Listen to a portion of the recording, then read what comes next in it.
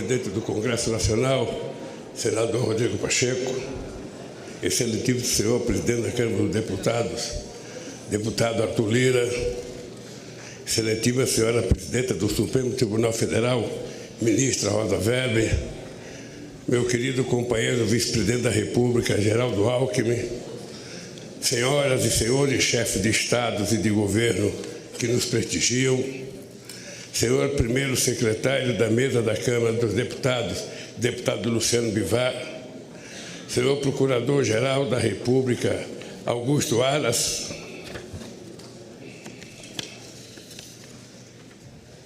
minha querida companheira e esposa Janja, nossa querida companheira e esposa do Alckmin, Lu Alckmin, meu querido companheiro José Sarney, presidente da República, minha querida companheira Dilma Rousseff, presidente da República,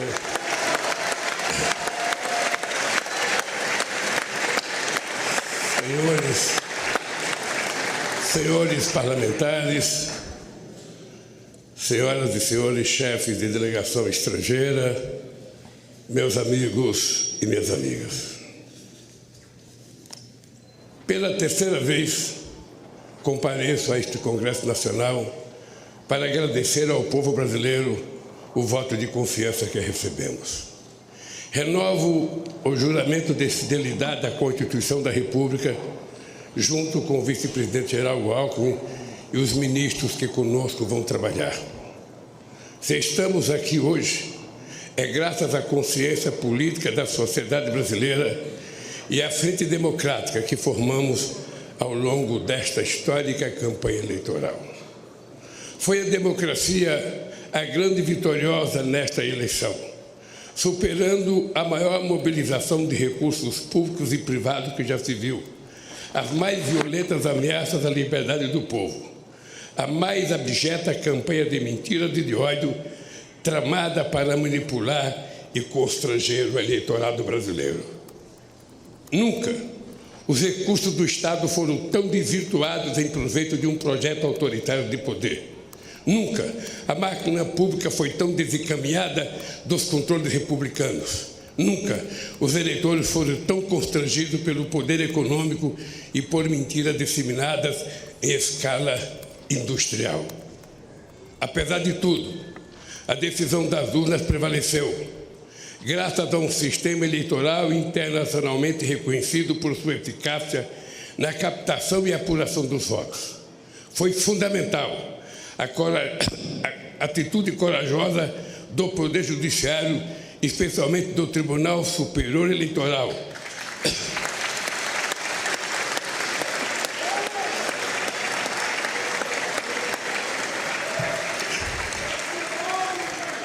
para fazer prevalecer a verdade das urnas sobre as violências de seus detratores. Senhoras e senhores, ao retornar a este plenário da Câmara dos Deputados, onde participei da Assembleia Constituinte de 1988, recordo com emoção os embates que travamos aqui democraticamente para inscrever na Constituição o mais amplo conjunto de direitos sociais, individuais e coletivos, em benefício da população e da soberania nacional. 20 anos atrás, quando fui eleito presidente pela primeira vez, ao lado do companheiro vice-presidente José Alencar, iniciei o discurso de posse com a palavra mudança. A mudança que pretendíamos era simplesmente concretizar os preceitos constitucionais, a começar pelo direito à vida digna, sem fome, com acesso ao emprego, à saúde e à educação. Disse naquela ocasião que a missão de minha vida estaria cumprida quando cada brasileiro e brasileira pudesse fazer 3 refeições por dia.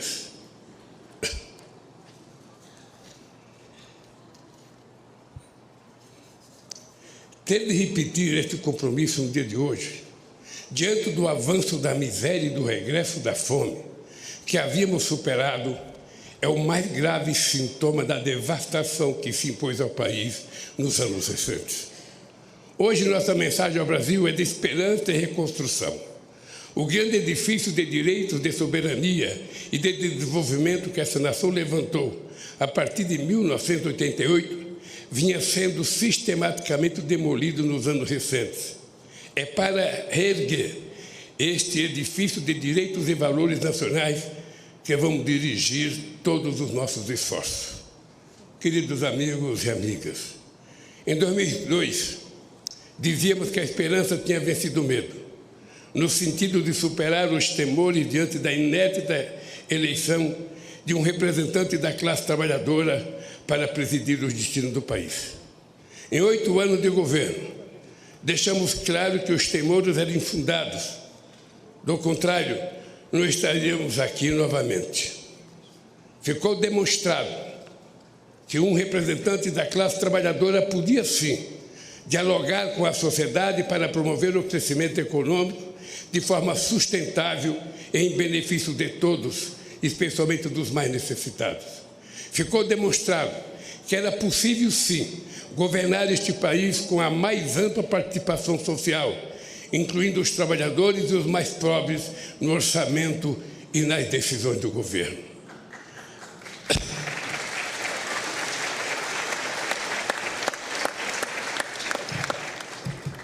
Ao longo desta campanha eleitoral, vi a esperança brilhar nos olhos de um povo sofrido, em decorrência da destruição de políticas públicas que promoviam a cidadania, os direitos essenciais, a saúde e a educação. Vi o sonho de uma pátria generosa, que ofereça oportunidade a seus filhos e filhas em que a solidariedade ativa seja mais forte que o individualismo cego. O diagnóstico que recebemos do governo de transição de governo é estarrecedor.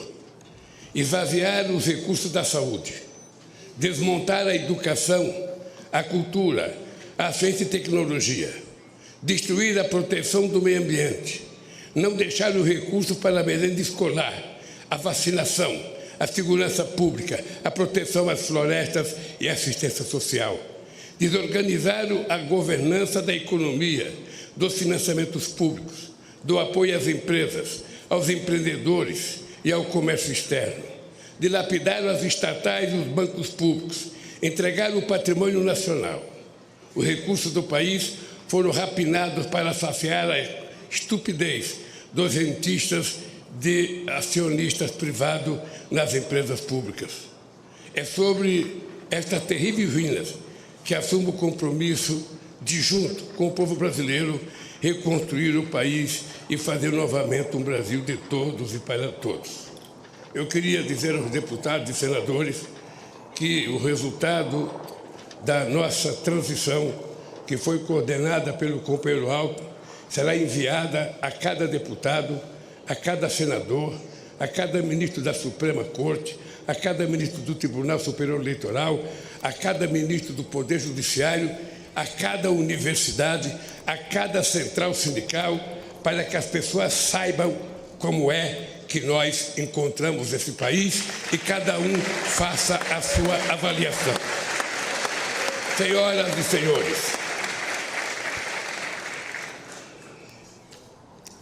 diante do desastre orçamentário que recebemos, apresentamos ao Congresso Nacional proposta que nos permitiu apoiar a imensa camada da população que necessita do Estado para simplesmente sobreviver. Quero agradecer à Câmara e ao Senado pela sensibilidade frente às urgências do povo brasileiro. Registro a atitude extremamente responsável do Supremo Tribunal Federal e do Tribunal de Contas da União frente às situações que distorciam a harmonia dos poderes. Fiz assim fiz, porque não seria justo nem correto pedir paciência para quem tem fome. Nenhuma nação se ergueu nem poderá se erguer sobre a miséria do seu povo. Os direitos e interesses da população, o fortalecimento da democracia e a retomada da soberania nacional serão os pilares de nosso governo. Esse compromisso começa pela garantia de do programa Bolsa Família renovado, mais forte e mais justo, para atender a quem mais necessita. Nossas primeiras ações visam resgatar da fome 33 milhões de pessoas e resgatar da pobreza mais de 100 milhões de brasileiros e brasileiras que suportaram a mais dura carga do projeto de destruição nacional que hoje se encerra. Senhoras e senhores, esse processo eleitoral também foi caracterizado pelo contraste entre distintas visões de mundo. A nossa, centrada na solidariedade e na participação política e social para a definição democrática dos destinos do país. A outra, no individualismo, na negação da política, na destruição do Estado em nome de supostas liberdades individuais. A liberdade que sempre defendemos é a de viver com dignidade, com pleno direito de expressão e manifestação e, sobretudo, de organização. A liberdade que eles pregam é a de oprimir o vulnerável, massacrar o oponente e impor a lei do mais forte acima das leis da civilização. O nome disso é barbárie. Compreendi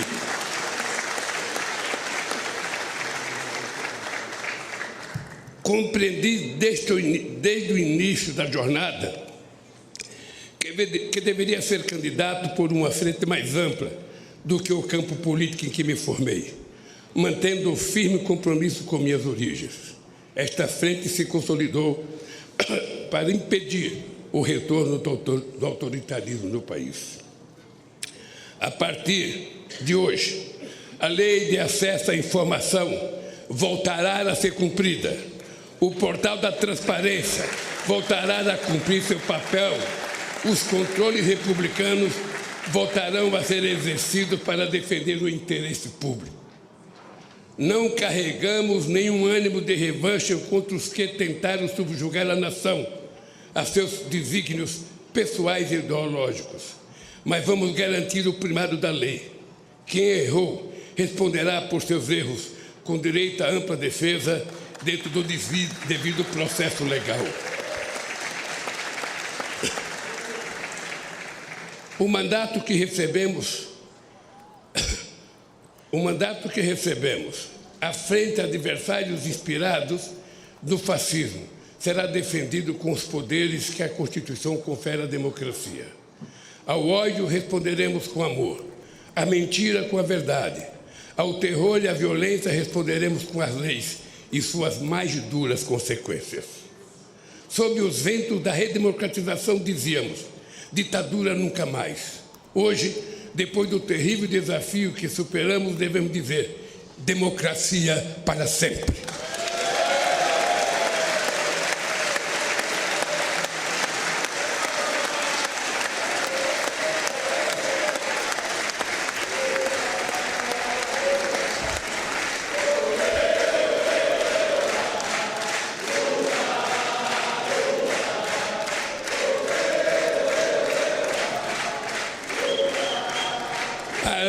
Para confirmar estas palavras, teremos de reconstruir em bases sólidas a democracia em nosso país.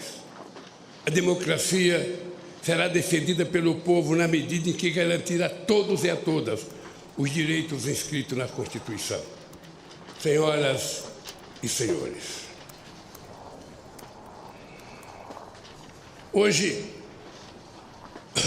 mesmo estou assinando medidas para reorganizar as estruturas do Poder Executivo, de modo que volte a permitir o funcionamento do governo de maneira racional, republicana e democrática, para resgatar o papel das instituições do Estado, bancos públicos e empresas estatais no desenvolvimento do país, para planejar os investimentos públicos e privados na direção de um crescimento econômico sustentável ambientalmente e socialmente. Em diálogo com os 27 governadores, vamos definir prioridades para retomar obras irresponsavelmente paralisadas, que são mais de 14 mil no país. Vamos retomar o Minha Casa Minha Vida e estruturar um novo PAC para gerar empregos na velocidade que o Brasil quer e necessita. Buscaremos financiamento e cooperação nacional e internacional para o investimento, para dinamizar e expandir o mercado interno de consumo, desenvolver o comércio, exportações, serviços, agricultura e indústria. Os bancos públicos, especialmente o BNDES, e as empresas indutoras do crescimento e inovação, como a Petrobras, terão um papel fundamental nesse novo ciclo. Ao mesmo tempo, vamos impulsionar as pequenas e médias empresas, potencialmente as maiores geradoras de emprego e renda, o empreendedorismo, o cooperativismo e a economia criativa. A roda da economia vai voltar a girar e o consumo popular terá papel central nesse processo. Vamos retomar a política de valorização permanente do salário mínimo e estejam certos de que vamos acabar mais uma vez com a vergonhosa fila do INSS, outra injustiça restabelecida nesses tempos de destruição.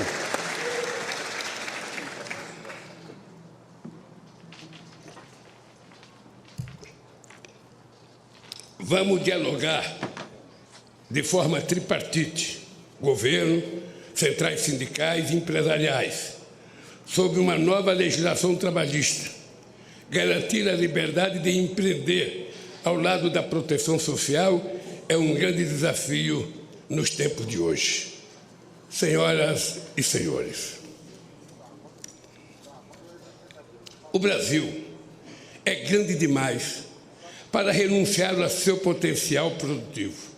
Não faz sentido importar combustíveis, fertilizantes, plataformas de petróleo, microprocessadores, aeronaves e satélites. Temos capacidade técnica, capitais e mercado em grau suficiente para retomar a industrialização e a oferta de serviços em nível competitivo. O Brasil pode e deve figurar na primeira linha da economia global.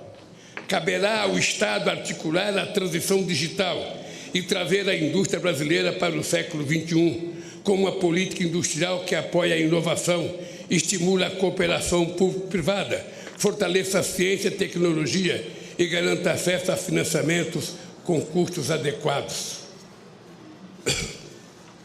O futuro pertencerá a quem investir na indústria do conhecimento, que será objeto de uma estratégia nacional planejada em diálogo com o setor produtivo, centro de pesquisas e universidades, junto com o Ministério da Ciência e Tecnologia e Inovação, os bancos públicos estatais, agências de fomento à pesquisa. Nenhum outro país tem as condições do Brasil para se tornar uma grande potência ambiental, a partir da criatividade da bioeconomia e dos empreendimentos da sociobiodiversidade. Vamos iniciar a transição energética e ecológica para uma agropecuária e uma mineração sustentáveis, uma agricultura familiar mais forte e uma indústria mais verde. Nossa meta é alcançar o desmatamento zero na Amazônia, a emissão zero de gás de efeito estufa na matriz energética.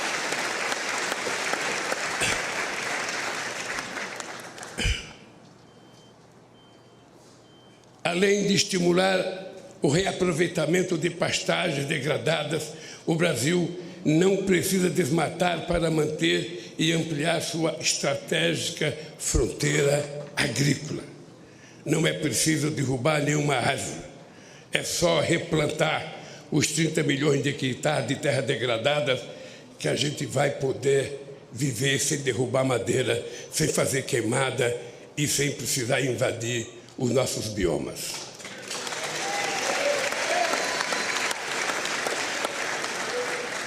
Incentivaremos, sim, a prosperidade na terra, liberdade e oportunidade de criar, plantar e colher continuará sendo nosso objetivo. O que não podemos admitir é que seja uma terra sem lei. Não vamos tolerar a violência contra os pequenos, o desmatamento e a degradação do ambiente que tanto mal já fizeram ao nosso país. Esta é uma das razões, não a única, da criação do Ministério dos Povos Indígenas. Ninguém conhece melhor nossas florestas, nem é mais eficaz de defendê-la do que o que estava aqui desde tempos imemoriais. Cada terra demarcada é uma nova área de proteção ambiental. A estes brasileiros e brasileiras devemos respeito e com eles temos uma dívida histórica.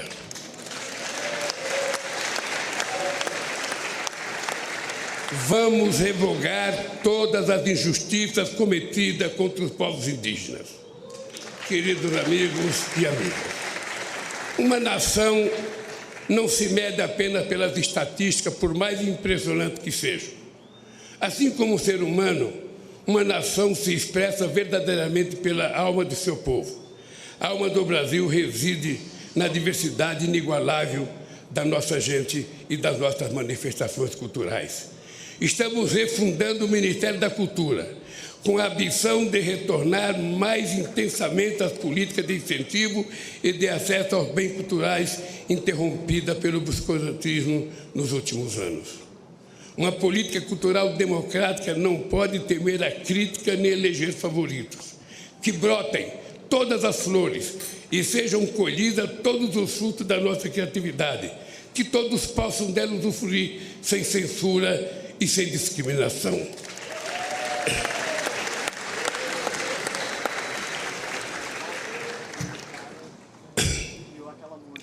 Não é admissível que negros e pardos continuem sendo a maioria pobre e oprimida de um país construído com o suor e sangue de seus ascendentes africanos. Criamos o Ministério da Promoção da Igualdade Racial para ampliar a política de cotas nas universidades e no serviço público, além de retomar as políticas voltadas para o povo negro e pardo na saúde, educação e cultura. É inadmissível que as mulheres recebam menos que os homens realizando a mesma função, que não sejam reconhecidas em um mundo político machista, que sejam assediadas impunemente nas ruas e no trabalho, que sejam vítimas de violência dentro e fora de casa. Estamos refundando também o Ministério das Mulheres para demolir esse castelo secular de desigualdade e preconceito.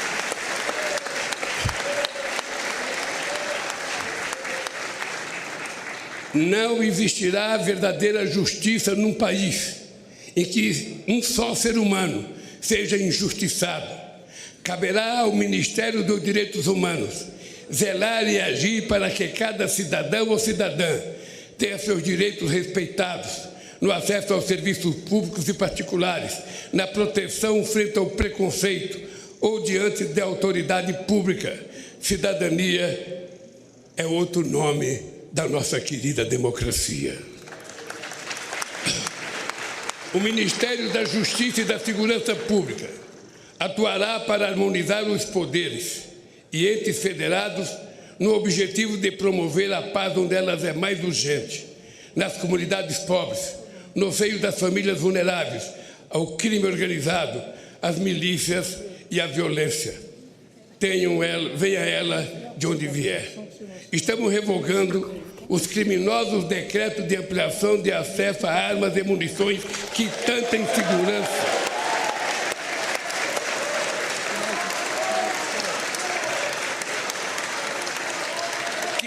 insegurança e tanto mal causaram às famílias brasileiras.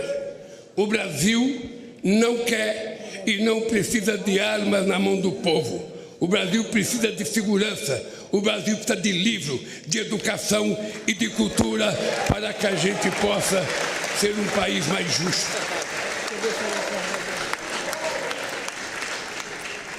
Sob a proteção de Deus, inauguro este mandato reafirmando que no Brasil a fé pode estar presente em todas as moradas, nos diversos templos, igrejas e cultos. Neste país, todos poderão exercer livremente sua religiosidade. Senhoras e senhores, o período que se encerra foi marcado por uma das maiores tragédias da história, a pandemia de Covid-19. Em nenhum outro país a quantidade de vítimas fatais foi tão alta proporcionalmente à população quanto no Brasil. Um dos países mais preparados para enfrentar as emergências sanitárias, graças à competência do nosso Sistema Único de Saúde e da competência de vacinação do nosso povo. Este paradoxo só se explica pela atitude criminosa de um governo negacionista, obscurantista e insensível à vida. As responsabilidades por esse genocídio hão de ser apuradas e não devem ficar impunes.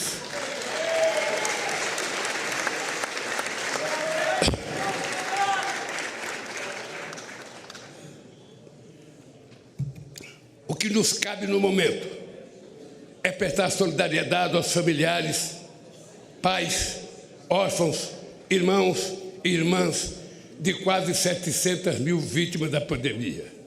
O SUS é provavelmente a mais democrática das instituições criada pela Constituição de 88.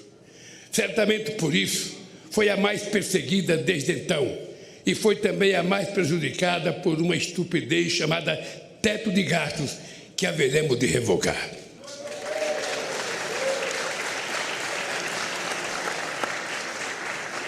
Vamos recompor os orçamentos da saúde para garantir a assistência básica, a farmácia popular, promover o acesso à medicina especializada.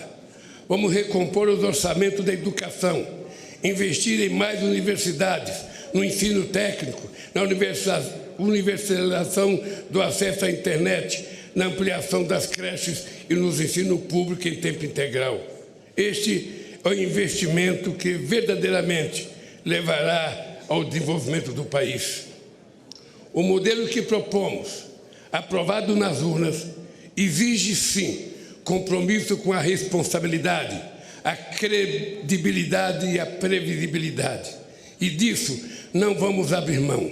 Foi com realismo orçamentário, fiscal e monetário, buscando a estabilidade, controlando a inflação e respeitando contratos que governamos este país. Não podemos fazer diferente. Temos, sim, a obrigação de fazer melhor do que fizemos. Senhoras e senhores, os olhos do mundo estiveram voltados para o Brasil nestas eleições. O mundo espera que o Brasil volte a ser um líder no enfrentamento à crise climática e um exemplo de país social e ambientalmente responsável, capaz de promover o crescimento econômico com distribuição de renda, combater a fome e a pobreza dentro do processo democrático. Nosso protagonismo se concretizará pela retomada da integração sul-americana a partir do Mercosul, a revitalização da Unasul e demais instâncias de articulação soberana da nossa região. Sobre esta base, poderemos reconstruir o diálogo ativo e altivo com os Estados Unidos, a comunidade europeia, a China, os países do Oriente e outros atores globais, fortalecendo os BRICS e a cooperação com os países da África e rompendo o isolamento a que o país foi submetido nesses últimos tempos. O Brasil tem de ser dono de si mesmo, dono do seu destino. Tem de voltar a ser um país soberano. Somos responsáveis pela maior parte da Amazônia e por vastos biomas, grandes aquíferos, jazida de minérios, petróleo e fontes de energia limpa. Com soberania e responsabilidade, seremos respeitados para compartilhar essa grandeza com a humanidade, solidariamente, jamais com subordinação. A relevância da eleição no Brasil refere-se, por fim, às ameaças que o modelo democrático vem enfrentando ao redor do planeta. Articula-se uma onda de extremismo autoritário que dissemina o ódio e a mentira por meios tecnológicos que não se submete a controles transparentes. Defendemos a plena liberdade de expressão, cientes de que é urgente criarmos instâncias democráticas de acesso à informação confiável e de responsabilização dos meios pelos quais o veneno do ódio e da mentira são inoculados. Este é um desafio civilizatório, da mesma forma que a superação das guerras, da crise climática e da fome e da desigualdade no planeta. Reafirmo para o Brasil e para